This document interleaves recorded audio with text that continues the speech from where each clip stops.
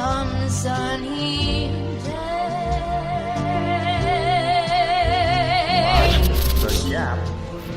Mind the gap. Stand clear of the doors, please.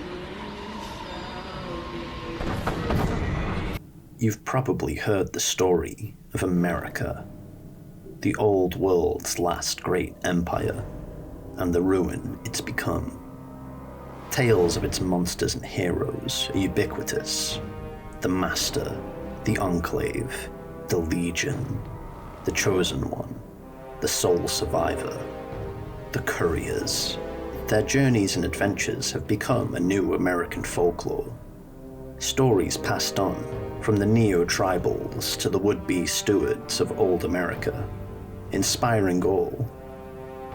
But you've probably never heard about what's happening across the pond. London.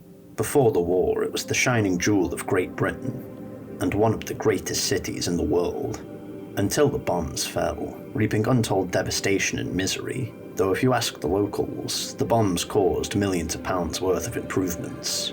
Before the war, the United Kingdom, as it was called back in the old days, was embroiled in a war with the rest of Europe, mindlessly draining what little resources the continent had left. When America and China unleashed nuclear oblivion on each other, the elite and upper classes of Britain hid inside of underground bunkers, leaving the poor and the plebeians to face the consequences of their government's actions alone. In the aftermath, the center of the largest empire to ever exist was just another irradiated hellscape in a world full of them. Seemingly, all that was left was the ghost of a once promising past, a shambling corpse. Unlike any corpse, it's surrounded by carrion. In the year 2238, the gangs of London fight and scrap bitterly for petty territory. The Isle of Dogs Syndicate and the Vagabonds fight a bitter war for every inch of concrete jungle they can claim. Meanwhile, in the east, the gentry, the residents of Westminster, and their military, the Tommies, tried desperately to preserve the Britain that was, a constitutional monarchy, but despite their military muscle, are barely able to hold what little territory they have, and their own enemies scratch at their great wall. The Knights of Camelot and the Fifth Columnists being the most prevalent. Across London, small tenacious communities are besieged on all sides. Scavengers and hooligans, chem addicts and raiders hunker down in the ruins, ambushing their unsuspecting countrymen with merciless intent. And then there's the Whispers of a secret underground group. Some call them angels, but others might be more inclined to say they're devils. The year is 2248, and the fate of London stands on a pin's edge. And then he woke up, the Wayfarer. He awoke in a tube, with no memory of who he was or where he had come from. Even the distinct outlines of the first two faces he ever saw were a blur to him. Subject has been performing adequately. No spikes and visuals, nothing unusual. Perfectly usual. Quiet. Smythe will be pleased.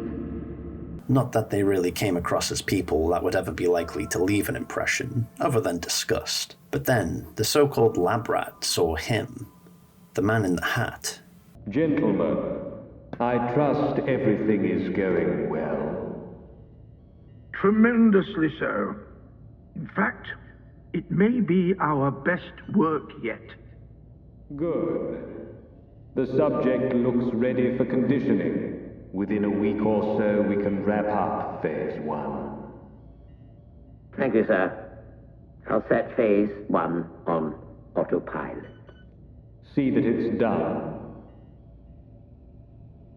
The next thing he remembered, the lab was suddenly under attack. Seems to be rousing a bit. Not to worry. Let's put them back under.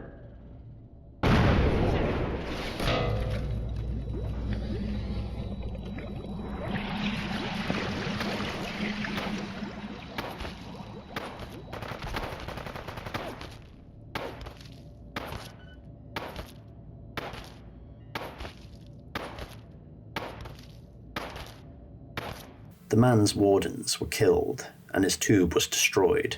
Whatever else he may have been, he was now free. He explored the lab, not finding much, but at least he finally had some decent clothes. Looking around, the massive laboratory is a place in surprising condition, considering that the apocalypse happened. The lab rat finds a room where he's attacked by something called a radshrew, irradiated rats. London was never short of them, but hopefully these ones don't carry a plague.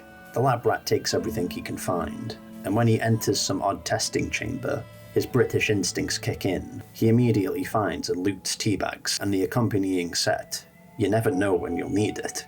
Continuing on, he eventually comes across another lab room and hacks a terminal, belonging to a Mr. Smythe.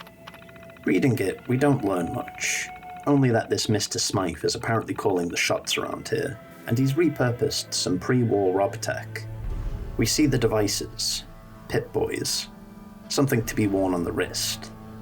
Smith's device is handheld, and apparently more practical to use. It doesn't make much difference to the lab rat though, but the radiation gauge will come in handy when he escapes. Continuing on, he finds an elevator, and hears voices from the other side of it. It's got no power, the bloody thing won't budge. Red bucket, Johnny. Winston, you have it out. You got it, boss. Uh-huh, yeah, no power. I can remove it from the main network. But... What the fuck's that on the camera? We're outside, look. Ain't they one of the floors? I don't give a fuck. Just get us out of here. They'll have to find their own way. Rerouting to emergency power.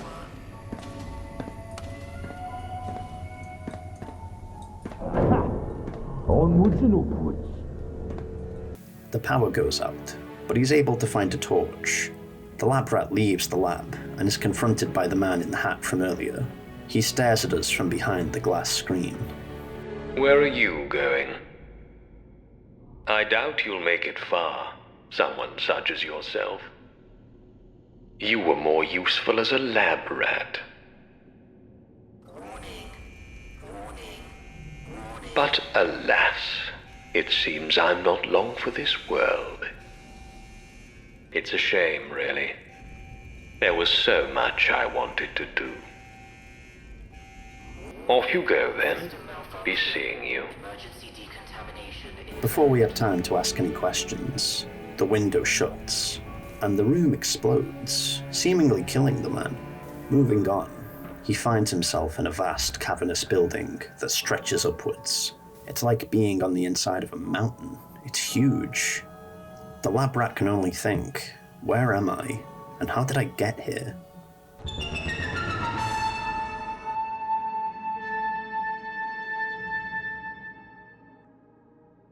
You are quite the Wayfarer, aren't you? Escaping all that hubbub. With all you've been through, I'm impressed. It seems I neglected to introduce myself. Very unprofessional of me. I'm Mr. Smythe. And you? Well, it doesn't matter who you are.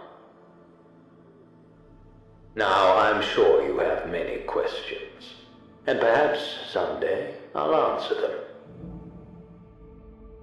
But for now, Wayfarer, let's not stand on parade. Since I'm all for giving one a sporting chance, I've unlocked the doors. Go. Stay safe, and remember, mind the gap.